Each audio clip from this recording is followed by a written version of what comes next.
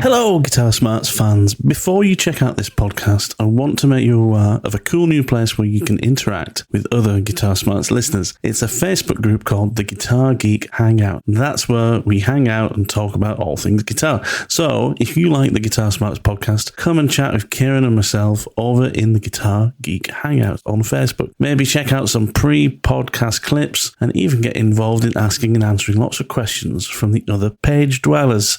Hope to see you there. And she takes a bass guitar solo and just steals the show. I mean, bass guitar solos are usually when you go to the bar, right? But she stole the show, and it's incredible. Yeah. It's bass guitar solo, and even Jeff Beck's like smiling away. That's it, and just like laughing. There's a point where she's playing, and he's just kind of like laughing and shaking his head, just like she's ridiculous, and it was ridiculous because she's an incredible musician.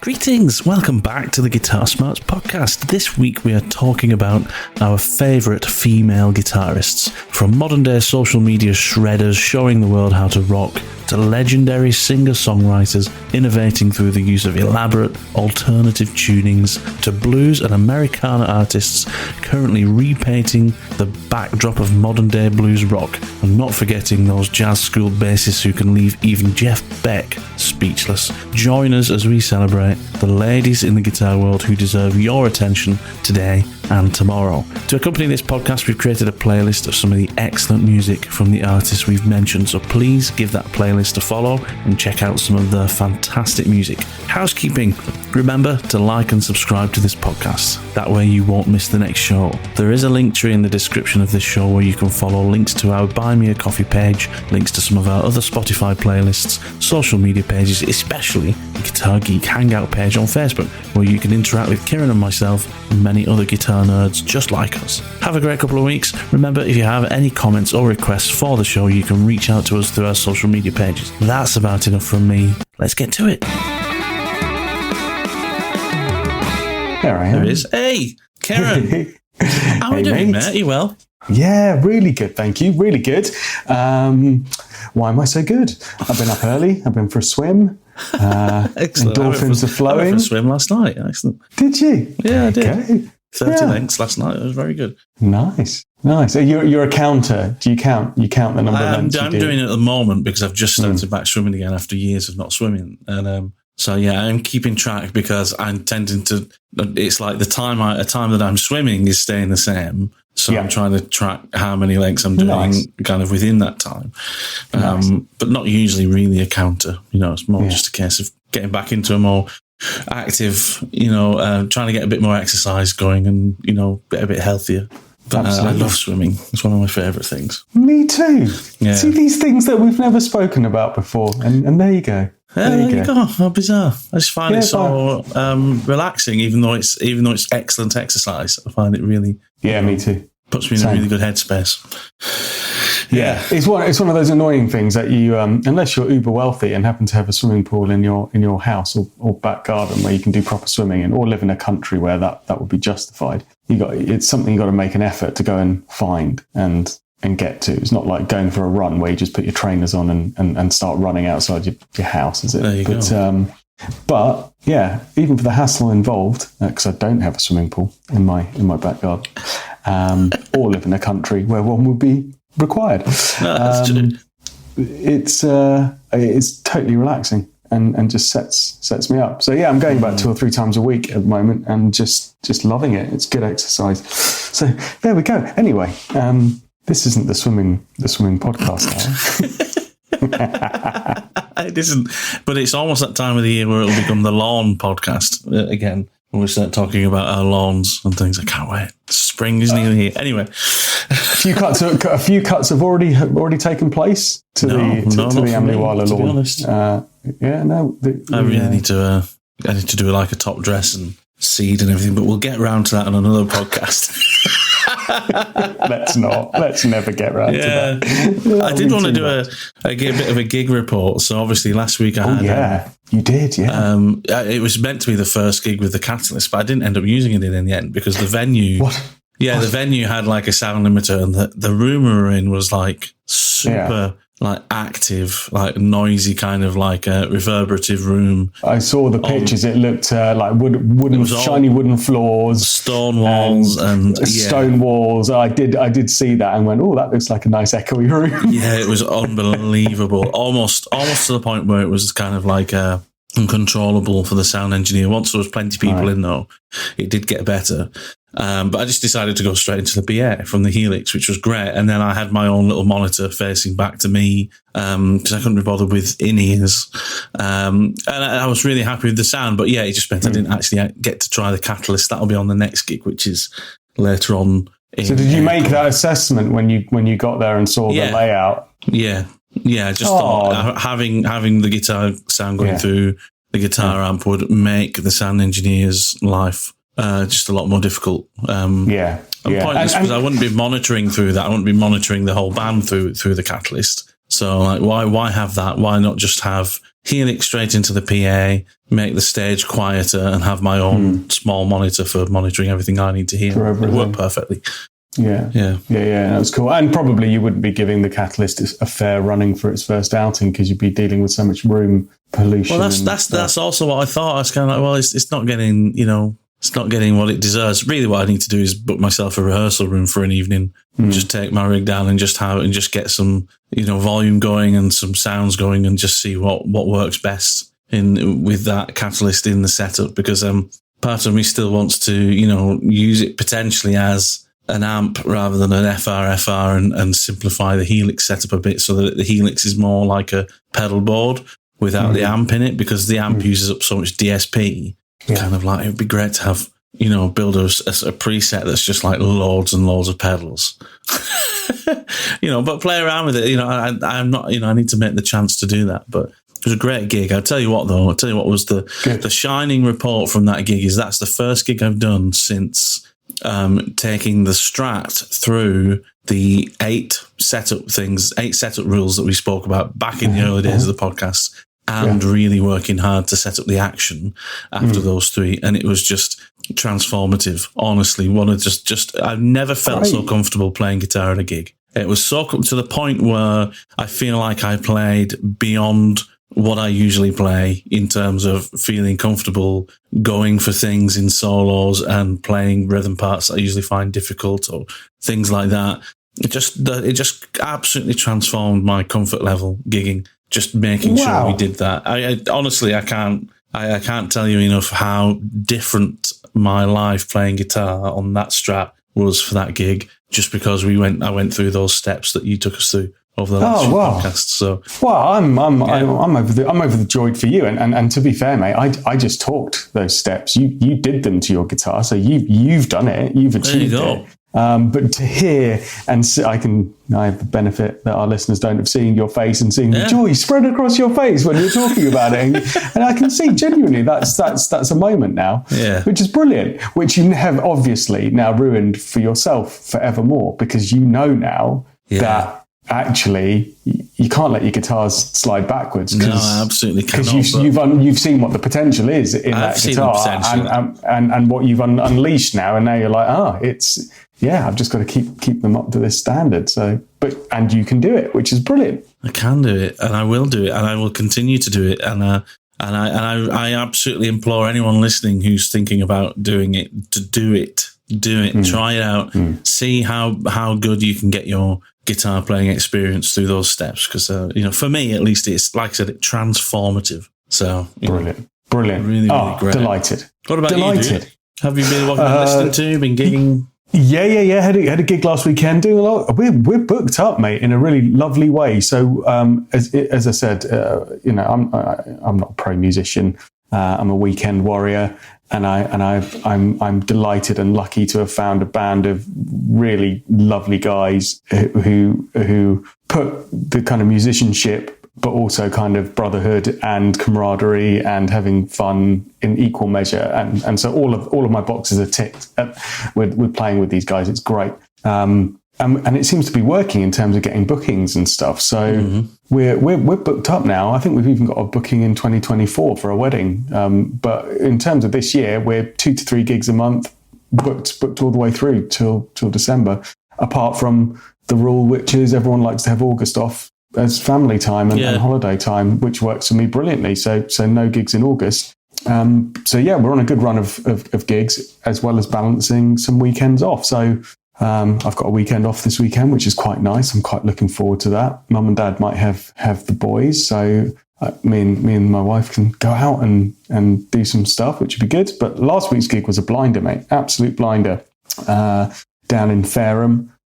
It's one of those pubs where you know it's just going to go off, and by the end of the night, everyone will be. I mean, last time we played there, the chandeliers were literally swinging, not metaphorically, were literally swinging with people just having a good time and going raucous. This time round, the band members will know what I mean, but thank you very much to those lovely ladies that got up and danced all night. You helped us just have a great gig.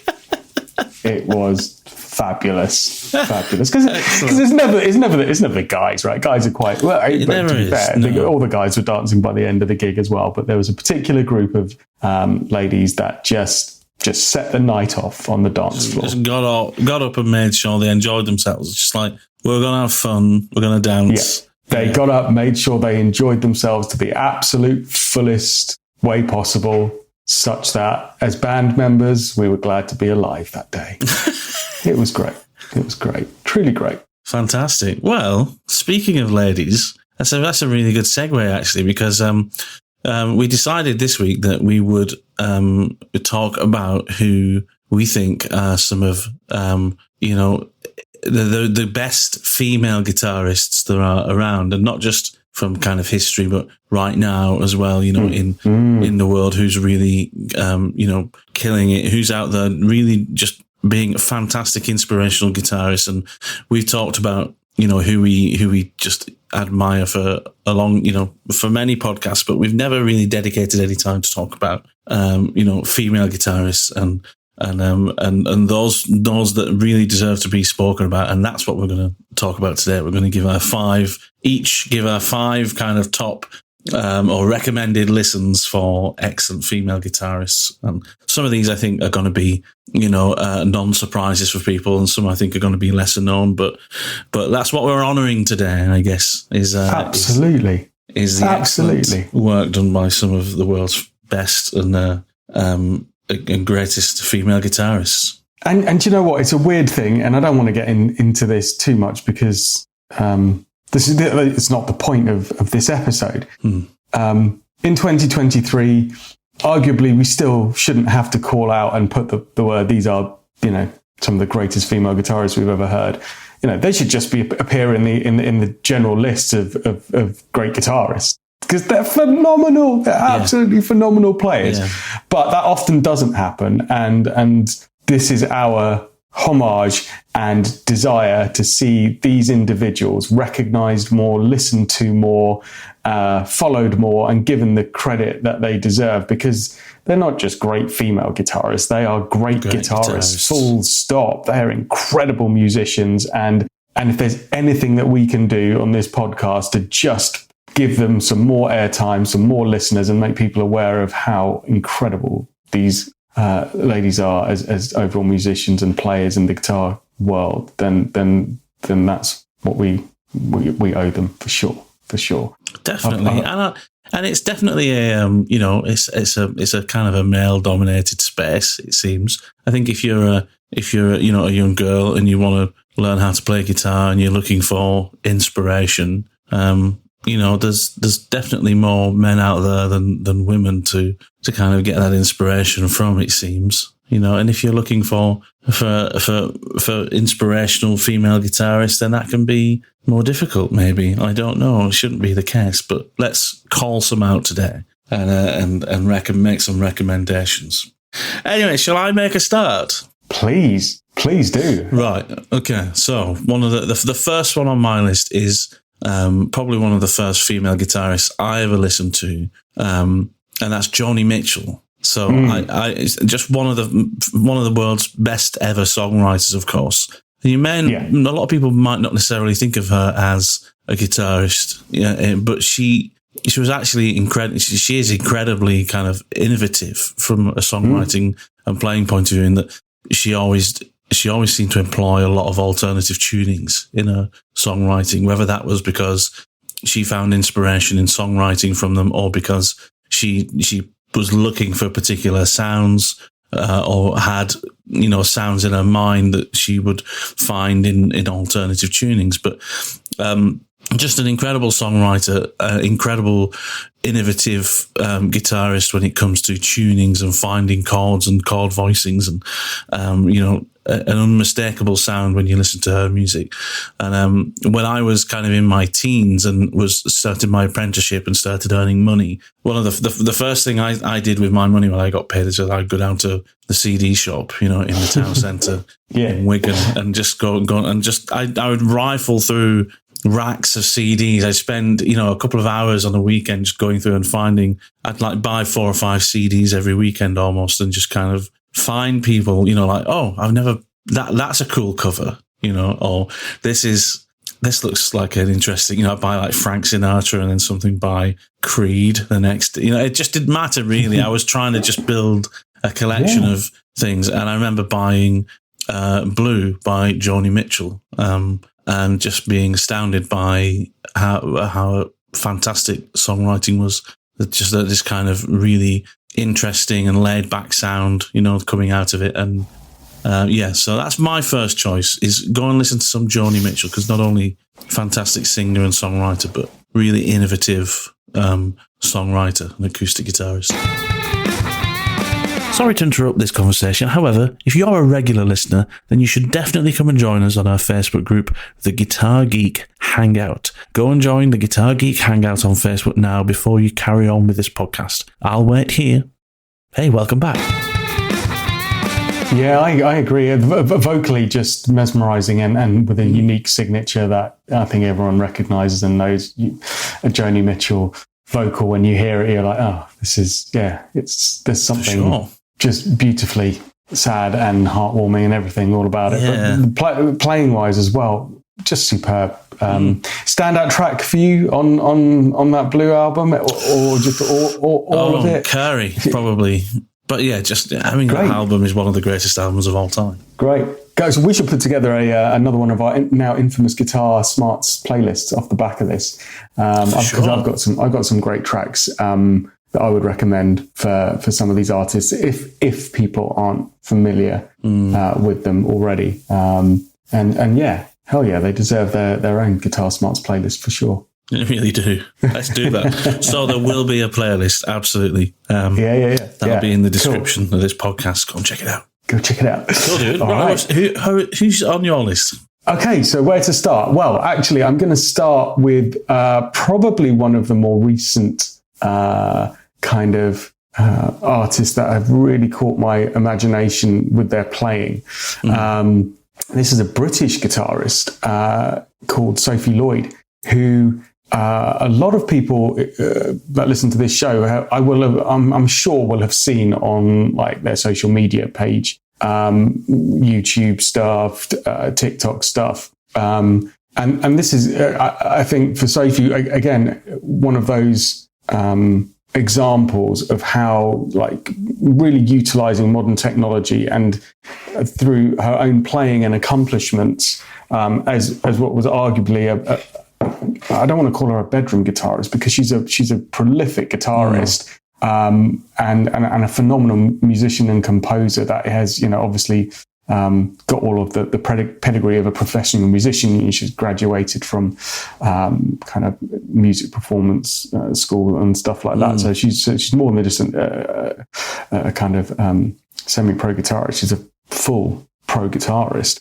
But I think people were familiar with the work that she did on her own, like just trying to make herself like out there with her playing, and it's worked, right? The platform that she's built, the following that she's built, has arguably catapulted her quite quickly into the spotlight. But she's done that through hard work and graft, and by building regular content.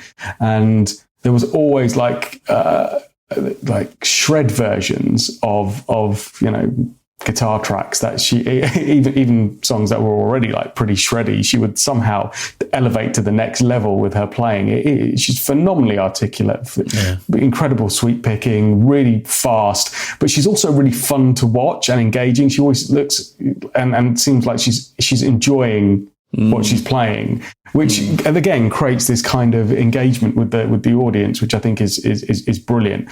And she's really young, really bright, clearly going places, is grafting like phenomenally through all of the content creation that she does as well. But now getting recognised and picked up by other touring musicians. So she's currently with Machine Gun Kelly, not an artist I'm hugely familiar with, but that's just because I'm too old and out of touch with modern day youth.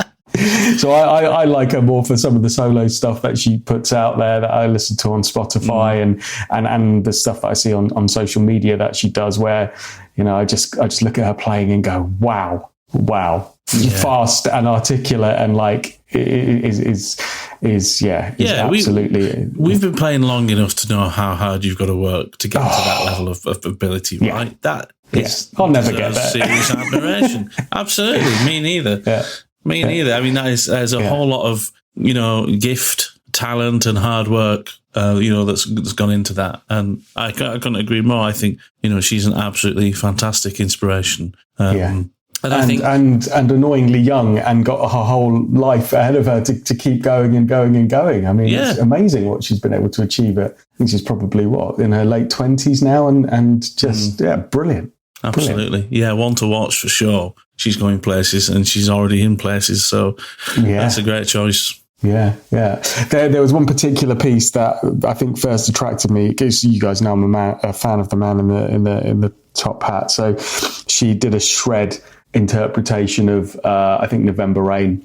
And one of the excerpts of the solos in November Rain, which is an iconic solo for any kind of Slash fan anyway. But I must say, and knowing that solo note for note as I do, then to see what she'd done in addition by adding her own flavour and her own embellishments, and she's got her own sound now. You can hear it.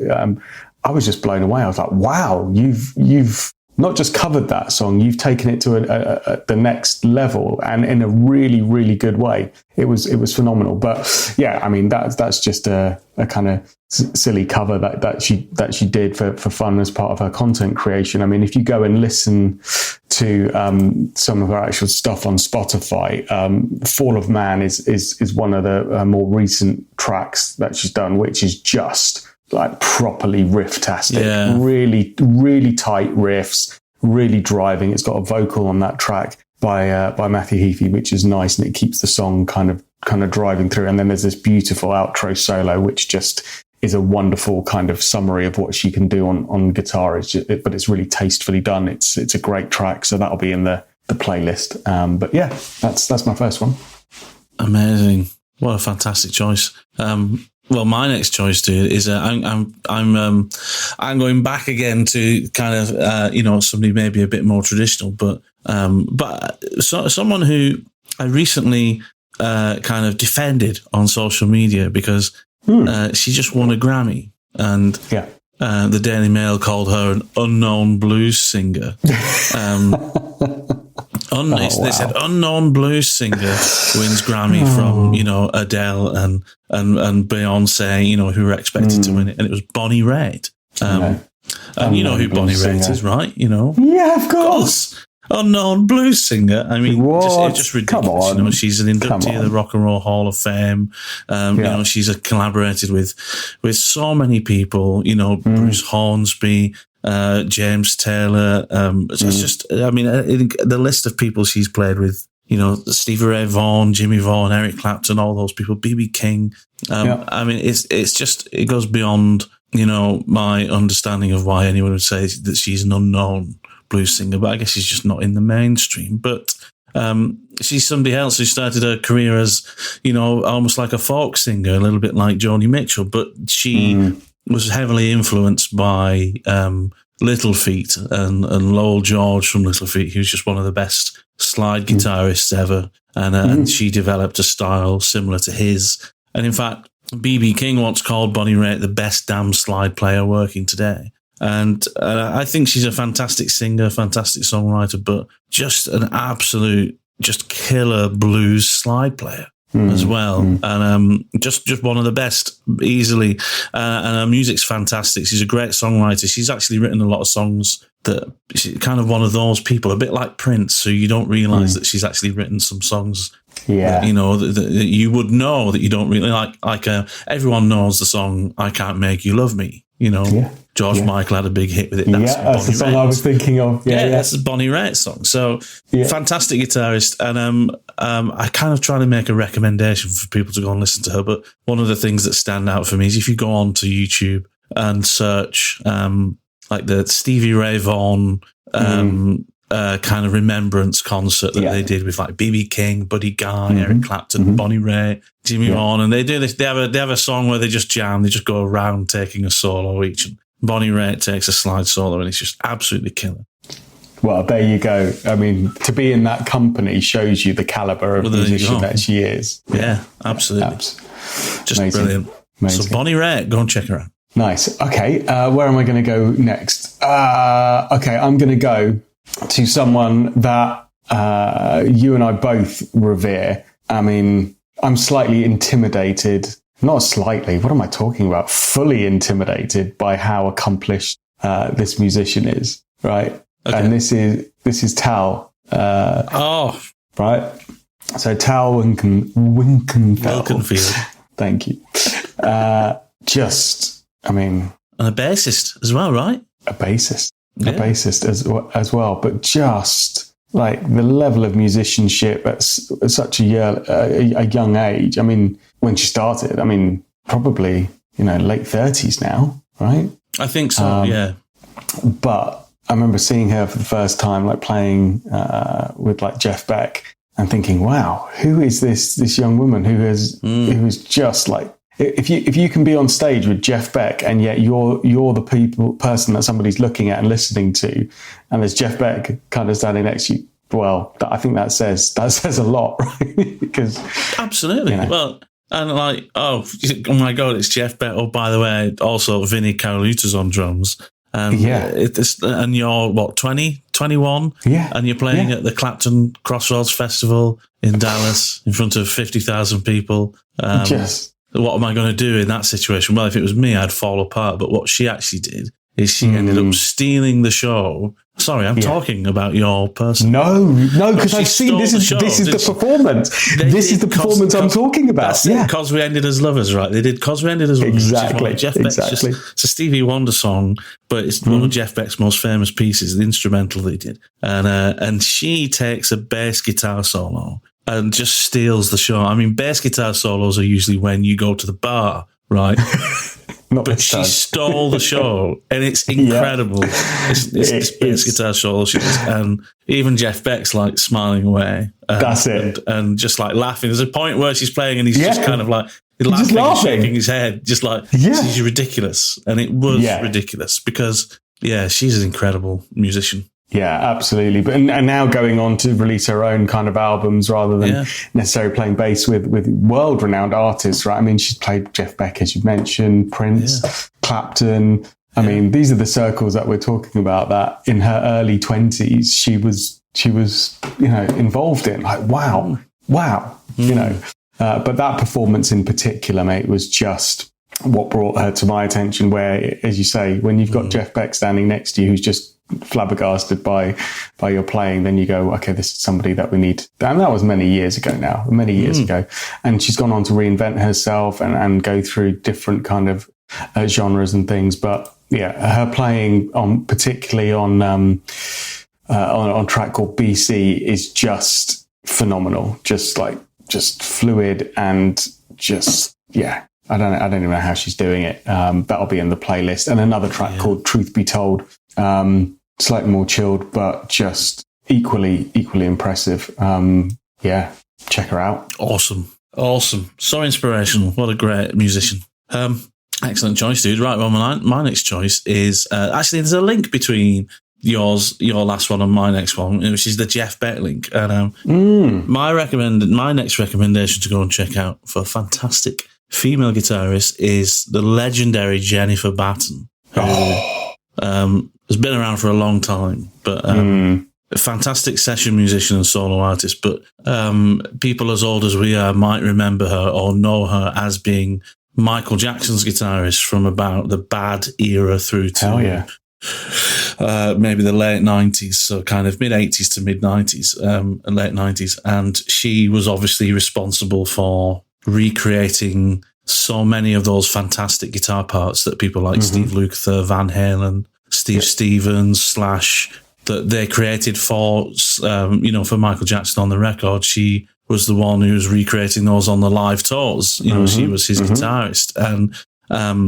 excellent technique-based kind of shred guitarist. But she also toured with Jeff Beck for many years, and Michael Sembello, who was a guitarist and writer, I think, for Stevie Wonder and Michael Jackson as well. And she's very famous for being, a tapping guitarist, legato style. But I actually very fortunate to have been at a masterclass that she did at the ACM in Guildford. So in the first year of my first year of my work at the ACM in Guildford in 2003, she came and did a masterclass at the Electric Theatre in Guildford, probably for a couple of hundred of us. And she performed some of her songs and talked about technique and her life, and just a really, really lovely person. And her guitar playing is absolutely out of this world.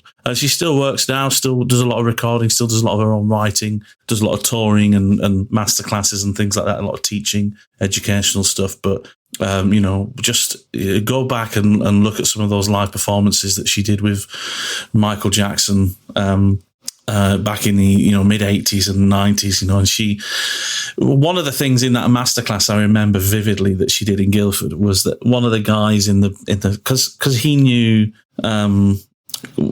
she'd played for Michael Jackson, he said, play the solo from Beat It, the Van Halen solo, and she went, okay, and just played it. And I'm thinking, this is 2003, you've not played for Michael Jackson for 10 years maybe, And she just played it, just played the Beat It solo, the Van Halen solo, absolutely note for note perfect. Wow. To a thunderous applause afterwards. Yeah. Because we were all like, none of us can play that.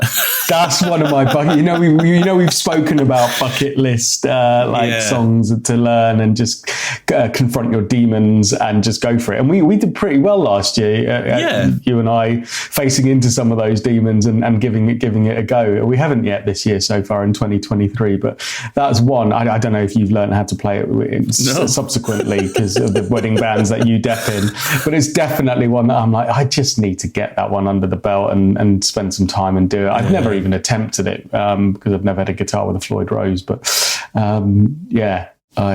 we need to learn that. Yeah, well, do you know what? It is. I was actually writing the other day a bucket list of guitars. Because I was thinking, what guitars I just absolutely have to own. And one of the guitars I want to own is, and we've spoken about this before, is that Charvel Charvet, the equivalent to my first guitar I ever owned, which had a Floyd Rose. And if I find it and manage to buy that guitar in my lifetime, that is, I want to learn that solo on that guitar, the Floyd. Well, I have got a trem bass guitar now that I've got with the Wilkinson trem, that Harley Benton thing, which I did the Dry County solo on because I needed the guitar with a trem, and I'm gonna have to give that solo a go this year and see where I get to. Do it. See where you get to. Anyway, it's not about me. This is about Jennifer Batten, right? That's right, Jennifer Batten. Absolutely. Wow. So a couple of years ago now, 2 or 3 years ago, must have been pre-lockdown, because I was a huge Michael Jackson fan growing up, as I'm sure most kids were in the 80s. And that's never gone. I love the songs. And my wife had bought me tickets, just surprise tickets. It wasn't anything planned. I think the tickets had come up. And she'd bought them at a theatre, a good-sized theatre, but not a London West End theatre, down in Southampton. And it was a Michael Jackson tribute event, night concert, right? And she said, no, it's supposed to be really good performers, and these are, highly rated tribute. And the show had got loads of good reviews. And she said, obviously, you're not going to see Michael Jackson. He's dead. But This is the next best thing. So I was like, yeah, fine, give it a go. Why not? It's a night out, and went to watch the music of that show. And we're sitting there waiting for the show to start, got really good seats. And I didn't know anything about the show. As I said, my wife had bought the tickets. And then she said to me, just before the show starts, she said, oh yeah, and I think that actually, as well as this, obviously being a proper live band, recreating all of these tracks, and one of the best Michael Jackson tribute artists in the world doing the performances. So I think actually they've got like the guitarist that used to do work for Michael Jackson on the show. And at that point, I was like, what? She was like, yeah, there was something. She said, there's something I read in the blurb about Michael Jackson's guitarist, like being, I was like, was it a lady guitarist? And she's like, yes, it was. And immediately, this is like about 30 seconds before the show's about to start, I find out actually that Jennifer Batten was going to be the guest guitarist for the show. And so my level of, oh yeah, this will be quite a fun night out, and we'll watch this show and whatever, had all of a sudden gone from like a kind of 6-7 out of 10 to like a 300 out of 10. It was like, what?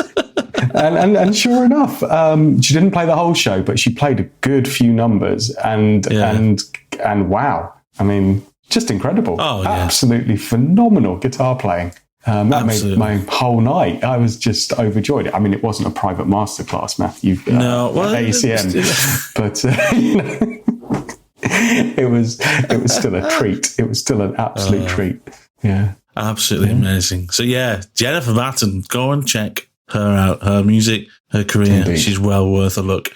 Somebody arguably who probably people like Sophie, who you mentioned, and some of the other, excellent technique-based female guitarists, somebody who they look up to as well. For sure. But yeah, that's my third choice, dude. What about you? What is your next one on your list? So next one on my list is like someone whose guitar playing, it's just like, we've spoken about Sophie Lloyd and kind of fluid, articulate, fast playing. This next guitarist has that as well, but has something, a different dimension as well, which always I find enjoyable in their playing. So this is another shred guitarist called Nita Strauss. Of course, yes. I mean, hopefully for our audience, Nita needs no introduction. The Hurricane. Famous for touring with Alice Cooper, being his stage guitarist for many, many years, American guitarist. But just the aggression, right? And again, it's definitely not the opinion that we hold, but if anybody comes out with nonsense about, oh yeah, female guitar players, they don't play as hard, they can't kind of just rock the instrument as hard. Well, first, I call BS on you. And second, go and watch Nita Strauss play it, and you will have your foot in your mouth, because her playing is just visceral, absolutely visceral. And just punchy beyond belief, faster than I could ever dream of playing. I mean, this is all steeped in proper metal, like playing Iron Maiden stuff, this Kiss. It's not Alice necessarily Cooper. Just technique based, is it? She's proper metal. She's a metal guitarist. Yeah. As well as like incredible showmanship, performance. Yes. All of that. And there was a track I was listening to this morning. And it's a track called Allegria, which is just awesome. Just go and listen to that track, and tell me that female guitarists don't hit the instrument hard and play with brute force. Absolutely, it's wicked. I really like her signature Ibanez guitar as well. She's got the Jiva 10. Which is just an absolutely stunning instrument. And actually, one of the reasons I really like it is it's based around the same Ibanez model that my first guitar teacher had, which is like the Prestige shape. It's got the humbucker single coil humbucker, Floyd Rose. It's a really kind of narrow carved Ibanez body, super cool. That's the Ibanez shape for me that I love the most. it's not the RG. It's that kind of S. It's the one that I think they call the Prestige shape. It's a slightly smaller form factor. But it's just such a cool guitar. That's a proper shred guitar, and it's got her name on it. I mean, that is super cool. She was the first ever female artist with Ibanez to get a signature guitar as well. Impressive. That GVA, and it's a wicked pandemonium humbucker, isn't it? It's just a wicked guitar. I love that name. Absolutely. Amazing. Yeah, I think she appears on most people's lists, and rightly so. I mean, she's just brutal. She really is. Awesome. Well, like next for me is me being the blues fiend that I am. I thought you are. I did change my list slightly overnight, but I thought I can't really have this list without recommending this lady, and that's Susan Tedeschi. How have I forgotten Susan Tedeschi? Exactly. And again, someone who's just an incredible songwriter, incredible singer, probably my favorite female singer of all time, especially after seeing the Tedeschi Trucks Band live at what was the place in London? Shepherd's Bush Empire back in must have been 2010, something like that, 2011. There was their first tour as the Tedeschi Trucks Band in the UK. And not only was I blown away by her singing, I knew she was a fantastic guitarist because she also played at the Clapton Crossroads Festival. And she's just she's an excellent soloist, excellent guitarist, excellent rhythm guitarist as well. But she's got this really cool style. I mean, she very much plays in the style of an old school blues guitarist. It's not like modern blues. A lot of guitarists, rock blues, she's not from this kind of, post-2000 Joe Bonamassa school of blues guitar kind of thing. She still plays like Lightning Hopkins and Hubert Sumlin and people like that, people from the 50s. She still plays like that style. And it's fascinating watching someone still kind of vouch for that style of music in a really authentic way. And she's got some cool guitars, and she is just an absolutely fantastic performer. She has got some cool guitars. She's got some beautiful Les Pauls. She's got some amazing guitar. Fantastic Les Pauls. She plays a really nice old 70s Strat sometimes as well. This D'Angelico as well, which is kind of like this jazz-looking thing. But more importantly, and this is why I think she deserves credit, is she holds her own next to her husband, who's Derek Trucks, who's arguably one of the best guitarists in the history of guitar. Who blows your mind every time you see him perform. And yet she holds her own next to him. And it's just, I think she's a fantastic guitarist. And one of the great performances of hers is check out when she did a song called Little by Little, which is just a 12-bar, but she performed it at the, I think it was the 2010 Crossroads Festival with kind of what was then, I guess, the Derek Trucks Band behind her. It's just a killing performance. She does this extended solo. It's fantastic. So check her out, Susan Tedeschi. Is that the same show that they did Midnight in Harlem at, or is that's an earlier show? I think that's a later show, because I think I'm actually thinking of the 2007 Crossroads Festival, which is when she did Little by Little.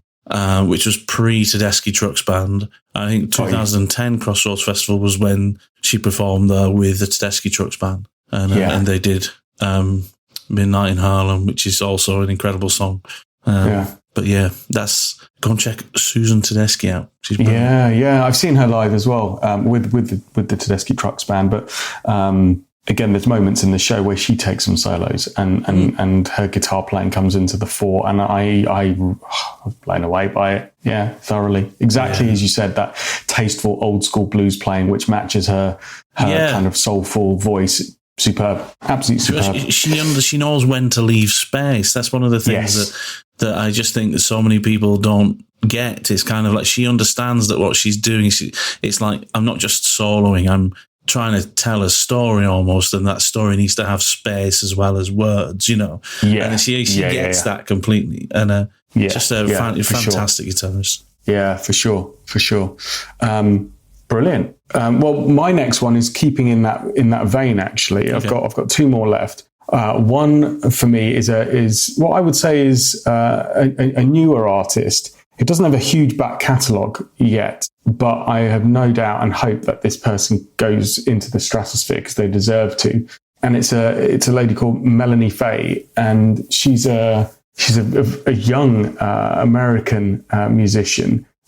It's similar in that regard to Sophie Lloyd, who's found this audience and then following and making an impact through kind of like social media channels. So some of her early videos, Melanie Faye, went viral, and she's got this. She's like the antidote to these amazing guitar shredders that we've talked about, but doing something very different, which is this R&B groove, melodic, vocalized playing that just hits you in the gut. It's just beautiful, absolutely beautiful. So go and check her out, and I hope to see a lot more things to come. There is stuff that is available on YouTube that you can grab. There is some stuff on Spotify. A couple of tracks, well, at least one track to mention called Eternally 12, which is on Spotify. Go and listen to that. That's really tasteful. Where I first was captured by her guitar playing was there's a YouTube video of her doing a guitar tribute to Jimi Hendrix and Mariah Carey. Wow. From a few years ago, right? And it's just her. It's just her on stage with this, I think it's a D'Angelico guitar, in this kind of just beautiful green color, but it's just her on a stool just playing, and it's a moment. It's just an absolute moment that just arrested me and just made me go, whoa, that playing is from somewhere else. And it's not over the top. It's just choice. Yeah. Choice. That's cool. I mean, I don't know. That's a new one for me. So I'll be checking her out. And I'll send you the link to this video, man. Melanie Faye, tribute to Jimi Hendrix and Mariah Carey. It's just a solo instrumental piece that she does, and you go, I need to hear more of her. She's just excellent, awesome, man. Well, moving on to the last one for me, number 5. Again, being a blues fiend that I am.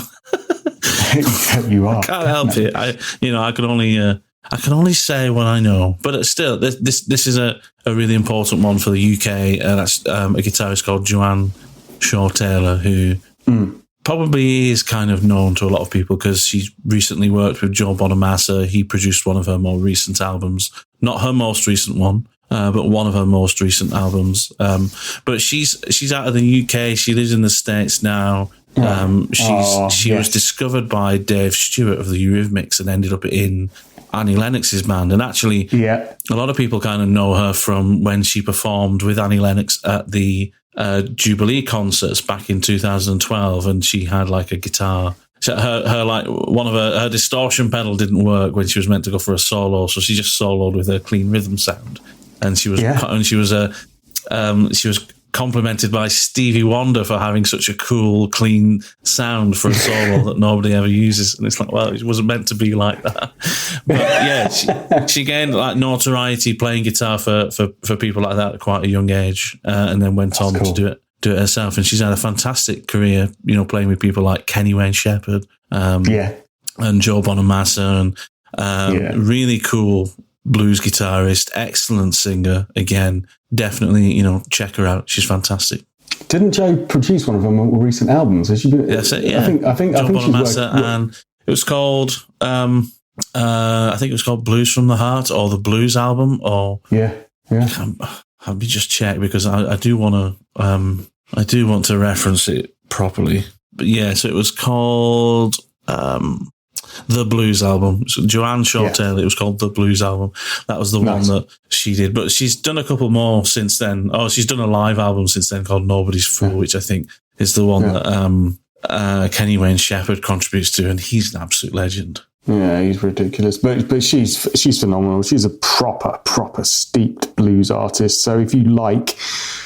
so I've got various different blues playlists, right? Depending, because it's not just one type of blues, right? Depending on what mood you're in. But so if you like the kind of Stevie Ray, Bonamassa, Kenny Wayne Shepherd, kind of all that kind of type of thing. She's regularly appears in my playlist where I've got artists like that, my kind of driving blues kind of stuff. But yeah, she's a wicked player, absolutely wicked. Great tone. Absolutely. Plays this absolutely beautiful 60s Telecaster with a humbucker in the neck. I think think it's an Esquire that somebody put a humbucker in or something like that. But a beautiful vintage Telly, this kind of just screams Albert Collins, She's another one. When I listen to her playing, she knows how to ring out a note and really, really dig into it. And you can hear that in her playing, right? And there's a maturity as a blues player when it's not just all about kind of fast pentatonic blues stuff, but you can really make a note scream and dig into it, and you can hear that coming through on the track. Absolutely. And you've got the confidence and like maturity to just do that and let that note choice speak for itself. And she does that on so many occasions, and that's why I love her playing. Yeah, absolutely. Everything's got so much intention, hasn't it? Thank you. That's it. Intention. It's just really great. Just, maturity, like you said, I think. Yeah. But yeah, check her out. Joanne Shaw Taylor. Fantastic guitarist. And she can play fast as well, don't get me wrong. But cool, man. Yeah. Right, man. I think it's the last one for you, isn't it? It is the last one for me. And I must say, this is probably a journey that I'm going to continue to go on, because this is somebody that has only recently come to my attention.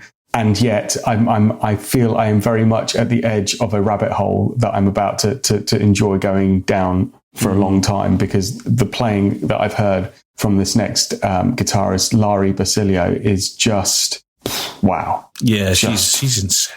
Oh, man. She's absolutely. So I first came across her playing when I think it was you sent me was it you that sent me a video of her doing a cover of Layla? Yeah.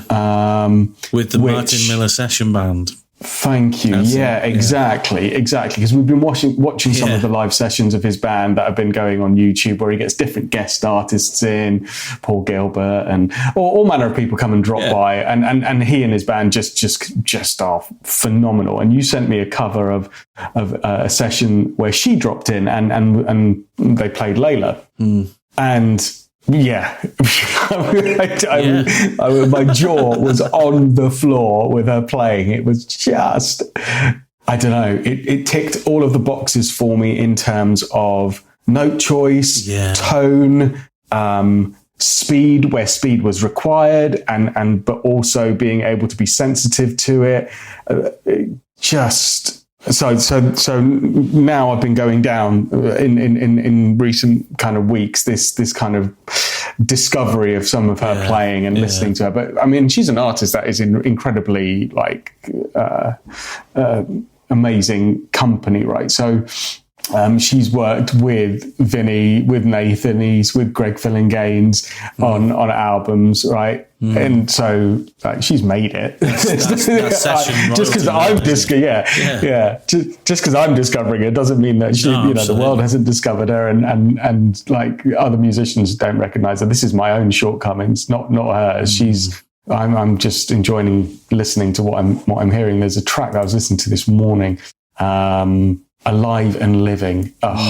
Once you've listened to her with Martin Miller's session band, either on Spotify or on YouTube, go watch the YouTube one, because it's cool to watch it. But listen to the version of Layla that she does. Then go and listen to her track, Alive and Living, and just be prepared for just incredible things to be witnessed. It's just beautiful, absolutely stunning playing. She's also done a cover of Man in the Mirror. She plays, doesn't? That's the thing for me. It's kind of like everything's so engaging in the way that she plays, and then like kind of like you said it perfectly. Note choice. It's like she's really. It's not just about pentatonic shenanigans, as we would call it. Shredding or anything. A lot of the time, For her, it's about a really kind of intentional note choices and just make you go, oh, that's just such a fantastic phrase, or you know, and yeah, just a really captivating player to listen to. Yeah, she uses effects really nicely on her instrument in different places, and yeah. Well, do you know what astounded me about that Layla cover that she did? The solo she did, her solo lead sound was so almost clean, not actually that dirty. But she still had so much sustain and I know, and kind of, you know, just a real thickness to her tone, which goes to show, I think, a really well developed technique on her part, because you know, a lot of people use gain and things like that as almost as a substitute for having, you know, confidence in the fingers, and you know what I mean. Yeah. Oh, I do all the time. Exactly, yeah. I just added another gain stage to my pedal. Oh, I'm getting that solo wrong. Maybe I need more gain.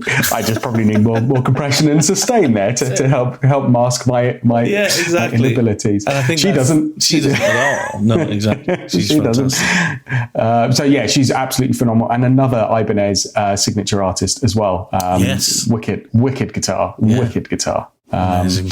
Yeah, really, really cool. So go check out Larry Basilio. Absolutely. Well, I think that's 5. But I did want to mention one thing, because it would be remiss of me not to mention this, because you know, my wife has mentioned this before, and it's a really good point actually, which is that there are some really excellent artists who are kind of really the top of the mainstream. Some of the best female artists of all time, some people would say, that played guitar for a long time and were really excellent guitarists, and I think were discouraged by record labels once they got big from playing guitar. Really? Like people like Amy Winehouse, for example. Fantastic guitarist. If you look at a lot of her early stuff, she always played guitar. Really great writer. She's very good on the guitar. Adele. Another person who you look at a lot of her early performances on things like Jules Holland and such, before she got really big, she played guitar.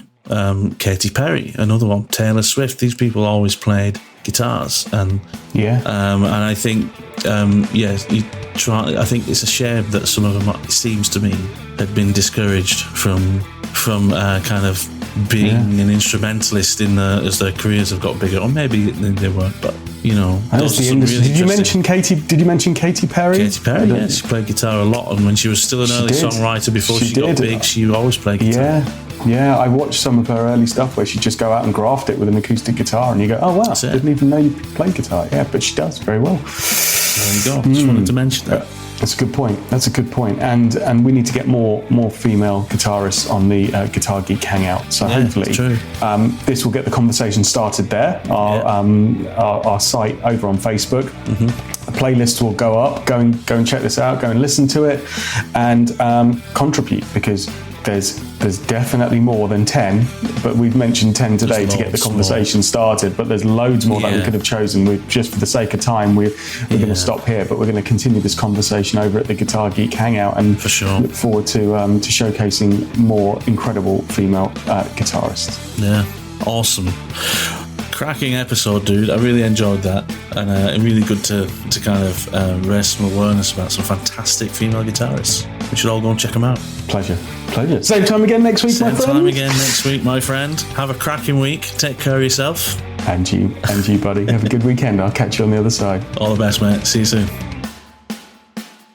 Thanks so much for listening. If you like what you hear, then remember there are 70 odd other episodes going back over 2 years that you can check out, where we talk about all kinds of things like how to run a jam night, how to join a band, getting good live sound, and even a Guitar Smarts pub quiz episode. Go and enjoy them. Best wishes. See you next time on the Guitar Smarts podcast.